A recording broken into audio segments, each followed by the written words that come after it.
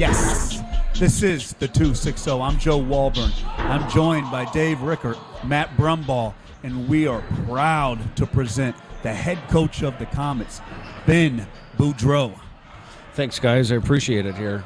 Brother, it is great to have you.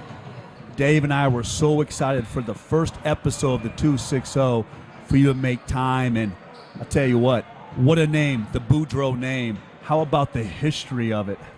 I think it's a pretty cool thing. I was just saying the tradition is something that you have to appreciate. Anytime you talk about the Comets, it's synonymous with tradition, a winning tradition at that. And I think it's something that a lot of people don't appreciate until they've come and gone out of the area. And for me, I remember, I'm 38 years old now, and when my dad first got to Fort Wayne in 1990, I was a 5-6-year-old coming in here, remembering the ramps in the building. I mean, I was driving the ramps. I was driving everybody nuts because me and my brother were rollerblading up and down. And but those were memories I had as a young kid. And now I've got 2 young boys, and just the other day after the win, you've got your my firstborn Cooper out on the ice with the guys. He's in the office, he's hanging out, running up and down the ramps, and I'm thinking, this is deja vu, 30 all over again. 30 some odd years later. And it's a very unique thing. And my dad had a lot of success in Fort Wayne as the player coach and the coach of the year, and we just recently won. So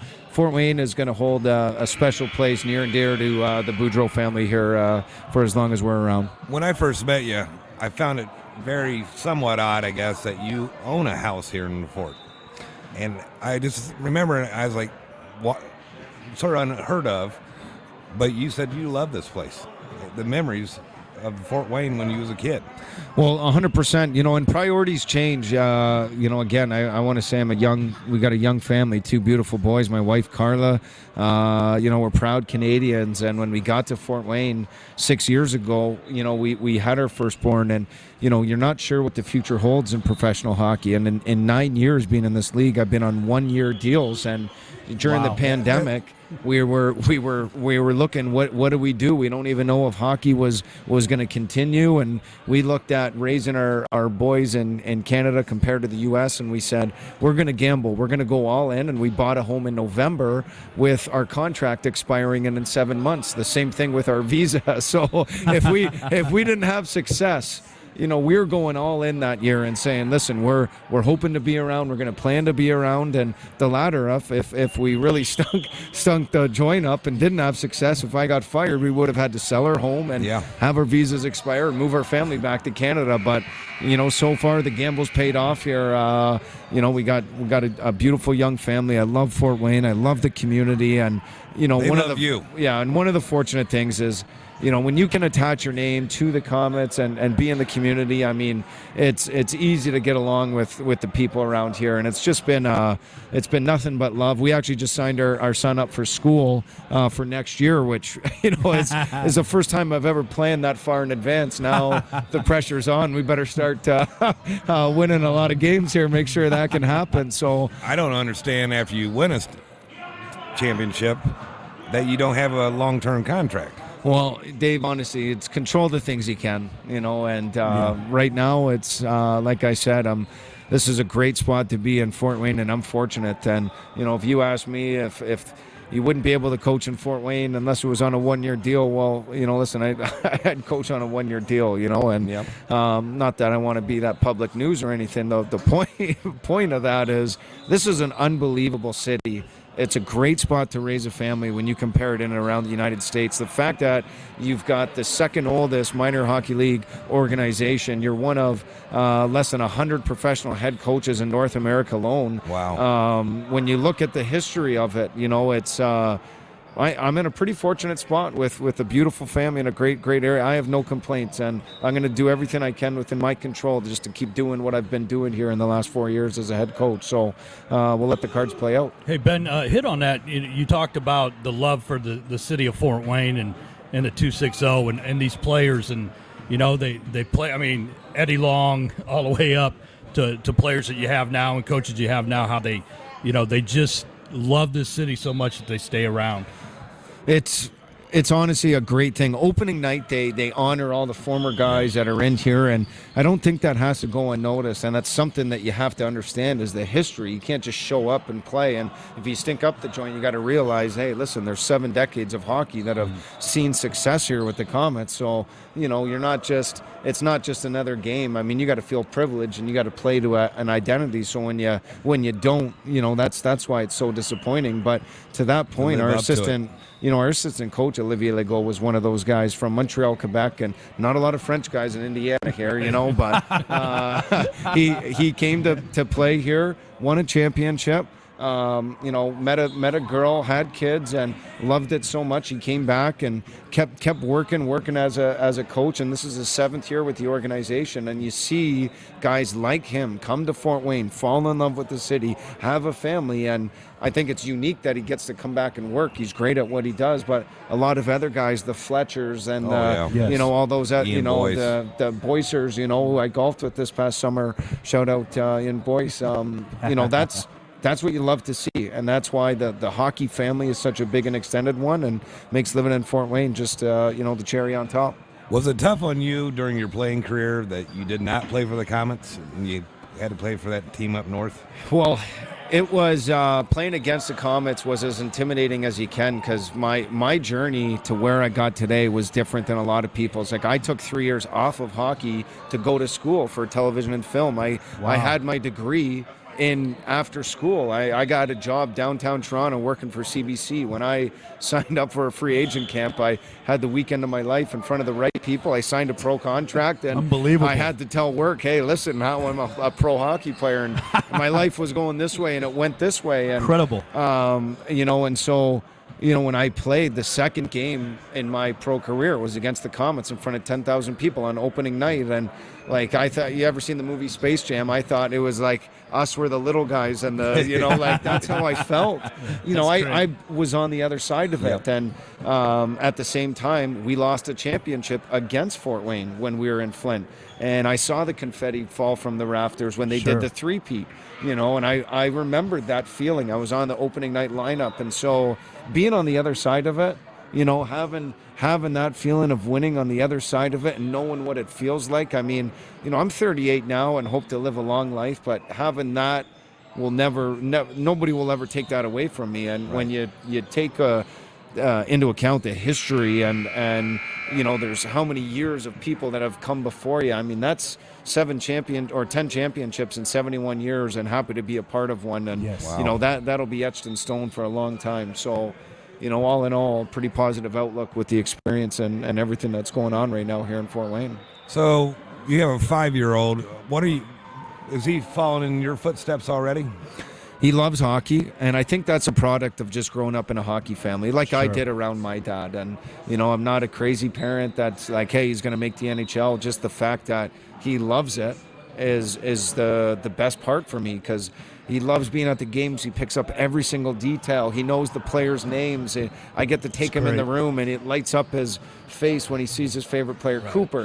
My son's name is Cooper, Oliver Cooper, and just making memories that I'm fortunate. Like, how fortunate am I to bring my 5-year-old son around a professional hockey team as the head coach? And, it won't last like that forever. I'm no dummy, but for now, we make the most out of it. Man. It's a pretty cool father-son situation. And I know it's cool as the father, because I was the son doing it with my dad 30 years ago. And that stayed with me right up until this moment. So, I'm hoping things like that stay with him.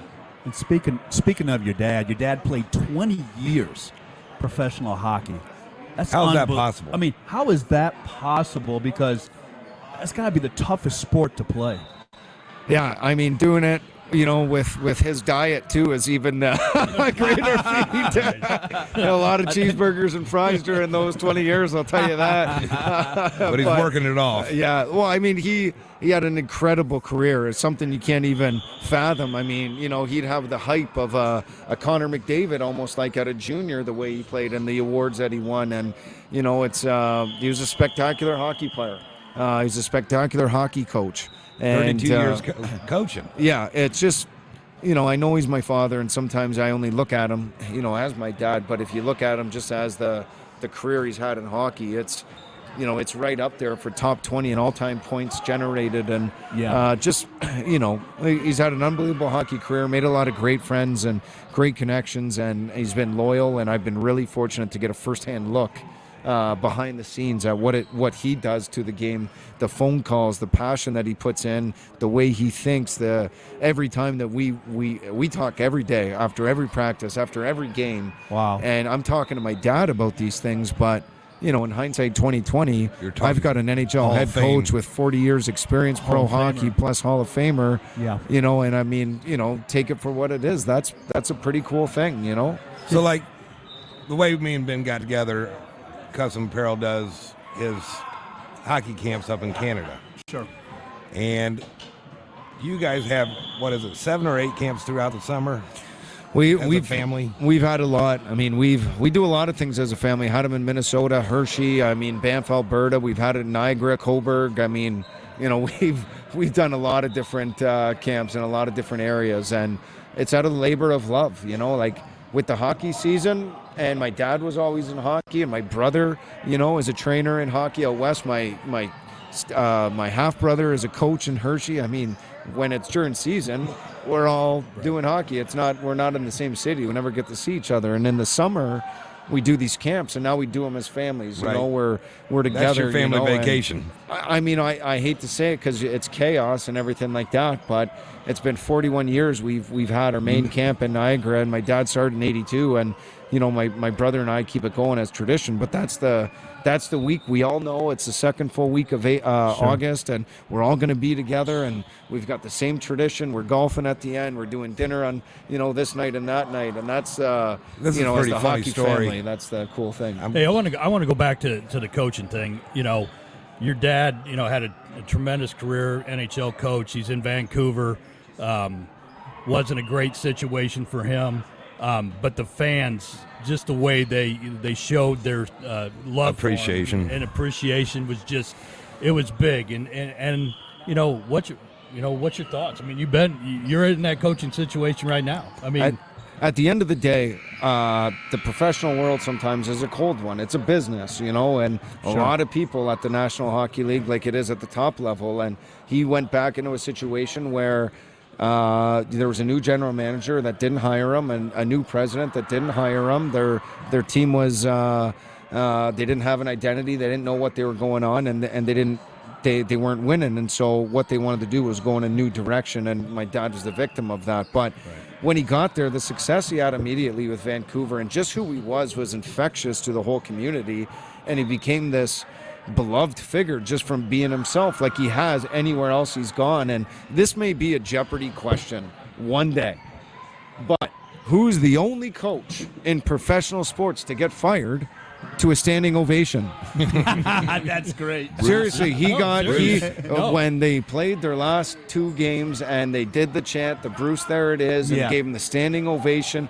and he was crying at the end. He already knew he was being fired. I mean, which is a whole nother story in itself. You never see it coming, but he knew it was coming, and so when he stood on the bench and do a standing ovation, he knew he was being fired. I don't know when the last time I've ever seen that at any professional sports level. Honestly, that may be a question on Jeopardy one day. One day. Usually they're cheering you, get the hell out of here. It was a different way there. So, back in the summer, I was doing stuff for you, like I said, and I call you up, and you take the phone call, and you're at the NHL. Can't think of the Draft? draft. Yeah. So, was you there for yourself, or were you there for your dad? No, we're professional hockey coaches, and we're affiliated with an NHL franchise. And I think one of the cool things when you talk about it is I've stepped out onto my own. My dad gets a lot of praise and talk around my name, but at the same time, listen, I've been 9 years professional coaching. I've got over 120 wins as a head coach behind my own name, and a lot of accolades in a short 4-year head coach, but a 9-year professional career. And so now those are things that you do as a professional head coach. You go to rookie tournaments. You go to the draft. So I mean, you have a partner, and then the cool thing is, well, my dad's also there, at the same events because we've got the same industry and the same business. And like I said, this summer, there's 32 teams in the NHL. There's 32 teams in the American Hockey League for a total of 64 and 28 in the East Coast Hockey League. So less than 100 head coaching jobs in North America, and my dad and myself occupied 2 of them, which I think was again a unique but unbelievable situation. So trying to cherish it while it lasted. Hey, speaking of affiliations, I know the Comets have always kind of worked as an independent, which is a great thing, and tried to find a way to have an affiliate that works for you guys. And I know a couple years had been the Vegas Golden Knights, and now it's Edmonton. How's that relationship been? Because I know, Chalkers over there in Bakersfield, and I just like to know what kind of relationship are you getting the best out of everything? Well, it's really important in this year, in these times, to have a great relationship with our affiliate. And no offense to Vegas, but it was very one-sided. It was what was best for them. It wasn't what's best for us. And Edmonton has been unbelievable. Two-way street, communication, support, planning. I mean, they signed guys for us in the summer that had experience with us: Brubaker, Russell, Rimshaw. These guys, and they've helped us win this year. And I've got 10 out of 10, nothing but great things to say. Yes. And what you want to do in the first year is you want to show, hey, the help that they put in and invested really helped us out. We want to win. We want to do something here. So, our goal is, and it always will be in Fort Wayne, the standard's never going to change, is we got to win, and those are the expectations. About that is what's on your finger. Every single year, when we go in, we're winning 72 games, we're winning a championship, and those are the expectations. I don't want to lose ever, and that's what it's like in Fort Wayne. We expect to win, so that's what the expectations are. And the Boudreau family has seen so much hockey. And Ben, quickly, who is the toughest guy the Boudreau family ever came across in hockey? I mean, if you're in Fort Wayne and talking about toughness, how can you not talk about Steve Fletcher? There you go. Ding, how ding, can ding, you ding. not talk about Steve Fletcher and the toughness? I mean, the legend presides. I mean, my assistant coach might want me to talk about him being the toughest guy I've ever seen, but I still think I can take him. Fletch, I don't know on the other hand. So, How about skilled? Who was the guy who the ability to skate in the skill level just was incredible? Well, there was one guy that played only 8 games for us, and I knew he didn't belong, and it was Spencer Smallman just a few short years ago. And at the East Coast Hockey League level, it was one of the best performances, 12 points in 8 games. I just thought he was great. I know he's going to play. Been really fortunate to see a lot of great guys play in the NHL. Josh Curry, a whole bunch, and I don't want to slight anybody, but sure. I've been lucky in 9 years to see guys get to that final step in the NHL, and I've been lucky to be where right at the start of their career. Who's the toughest in the Boudreau family? I don't think any of us have ever been called tough before. So I think my dad's been in 5 fights his entire life, and 4 of them have been domestic. I know you've been in one fight. Yeah, I've been in one for sure. And who was that against? Well, my wife earlier, before I left here, for leaving her with the kids to do this. But I'm talking about Flint against the Comets. Flint against the Comets. I got in 3 pro fights. I know that. One was on a face-off. Yeah, I didn't. Face-off? What? I tell you, I didn't win any fights. I know I got in fights, but I know I didn't win any fights. So it was good. It was, the league, the whole nine. I mean, you want to talk about all the rough stuff, the brawl that we were part of in my first year when we went to Jacksonville, and the I don't know if you guys ever remember that. We got into a bench brawl, and their players ended up fighting the ref. And you want to talk about wild experiences. One day, it'll be cool to maybe write a book and share and fill some of these stuff, because it's a unique profession that I'm in. It's a lot of fun doing it with my old man, the path that we've been able to carve out, and the situation I find myself in right now, with this beautiful young family and the city that we love. We've got history in and a ton of tradition, and just something that I'm trying to enjoy every day right now. So a great movie called Slapshot. How real is that? Oh, it was written by one of the players' wives during the 70s. It was the exact lifestyle my mom was living. You want to know how real it was? My father's real-life apartment was the apartment in the movie for Paul Newman. Wow. Okay, so they filmed awesome. the Wow. real. That is awesome. That's how real it was. That was my dad's real-life apartment. Incredible. Paul Newman was in. So pretty real. I tell you what, Beautiful. Ben, I hope you guys write a book, because I'd love to hear more and more about the Boudreaux, and we want to thank you so much for taking time. You know, there's such a rich heritage in the 260 with the Comets, but also an amazing heritage with the Boudreau name. And you know what? Thanks for taking time out. Thanks for being our first guest. Appreciate it. Absolutely. What a way to kick off the 260 with the head coach of the Comets, Dave, Ben Boudreau. Well, I wish you guys a lot of success here. If I can help in any way, please let me know. It was a lot of fun coming in tonight. Is your dad going to be in town anytime soon? Yeah, in a few weeks, I got to believe. I mean, that's the one selfish thing I'll say is, it's unique that both him and I have been in Fort Wayne, and I've been, trying to talk to the ownership as maybe doing a cool idea, because I think it's unique to being available right now. But if we ever got the opportunity to do a game together behind the bench, one, I want to say has that to be done. He was my assistant. I want to be able to say that. Exactly. But no, I just think it would be cool that if we could ever do something like that, it would be a great moment, maybe for the That'd be a Comets and the sellout. fans and the history. But that would be a cool thing. And so. when your dad's in town, we'd love to have both of you back again Oh, yes. on the 260. Thank you so much. The great Ben Boudreau, head coach of the Comets. We'll be right back on the 260.